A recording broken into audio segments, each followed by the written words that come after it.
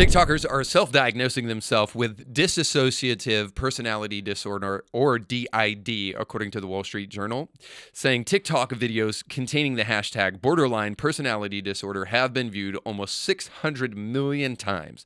Only 1.4% of the U.S. adult population is estimated to experience the disorder, according to the National Alliance on Mental Illness, a nonprofit mental health advocacy organization.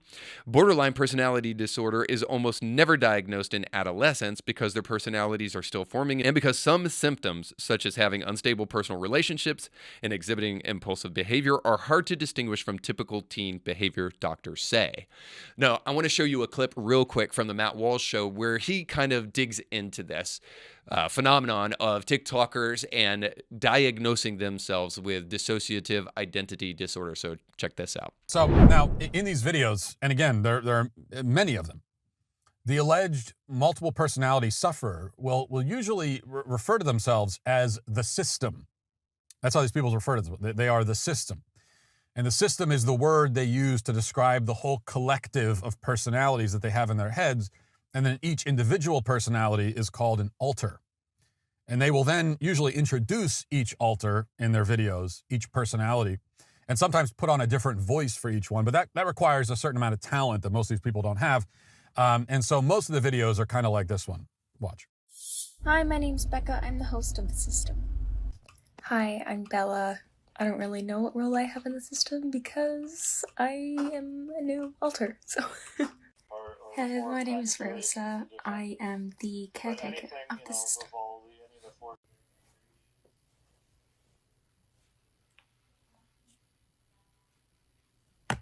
What's up? It's Jamie. I'm the primary protector of the system. We took our meds a while ago, so I'm groggy. Hi, my name's Vega. I am the sexual protector of the system. Hey, I'm Kai. I am a trauma holder and gatekeeper for the system. I work very closely with another alter, Nick, who is an internal caretaker. He does not really front. So you see, that's how multiple personality disorder works, apparently. All of the personalities are aware of each other and they work together. You know, they hold meetings and conferences. They send memos back and forth and emails and everything. This is what happens, I guess, when you have 14 personalities and they're all boring as hell. So here's the major concern here, other than the obvious. An adolescent has no business diagnosing themselves with anything that an expert should be diagnosing themselves with, except maybe when they need to go to the bathroom, and then even then, it's a little questionable. So the reality is that these people don't have this disease, this disorder. Some of them may have it. Very few of them do have it.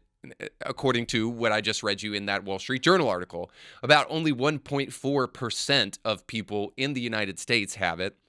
And no person that has a degree in this kind of stuff would actually diagnose an adolescent with DID because they don't believe that it's a safe time to actually diagnose somebody with DID because their identity and their personality is still shaping so much that it's in a kind of state of change.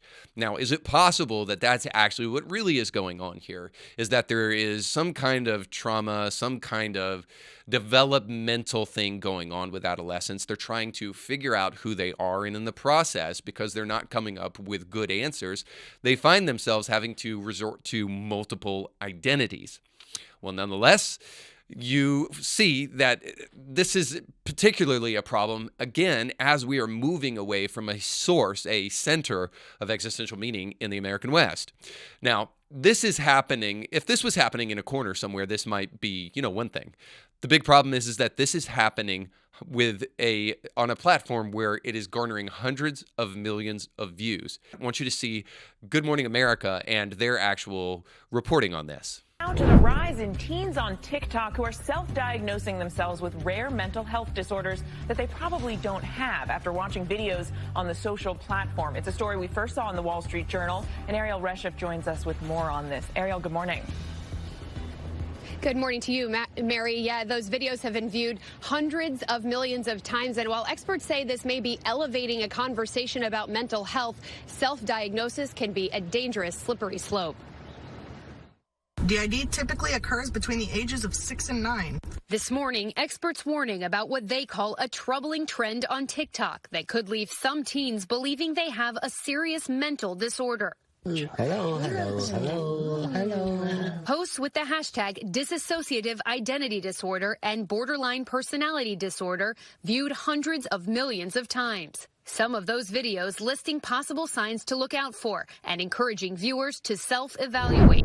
Now, if it wasn't shocking enough to you that these teens, these adolescents, these people in their early 20s are desperately crying out for attention through TikTok, that would seem rather normal because this is typically what these guys do on TikTok. I mean, you can find a dance for basically everything, which tells you everything you need to know about TikTok and how much it is a repository for everything stupid in our culture.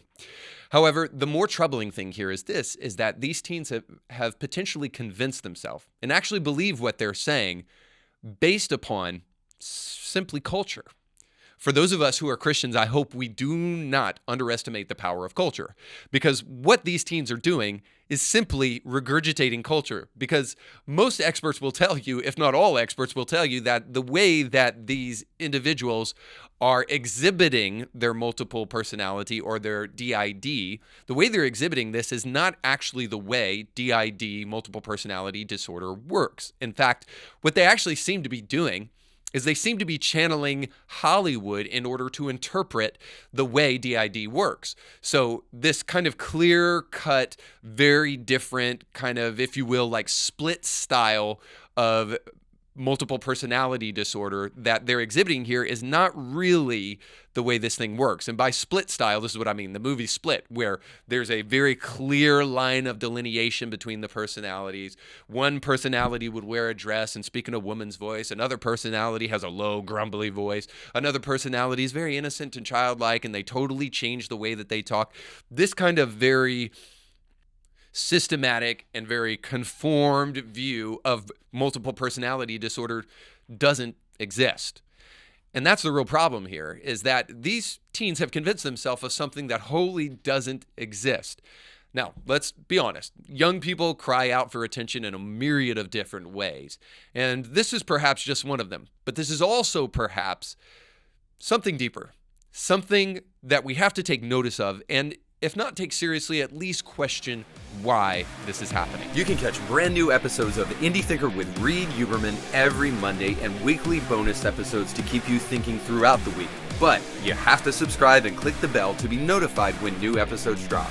If you enjoy this content, make sure to like this video and share it with friends.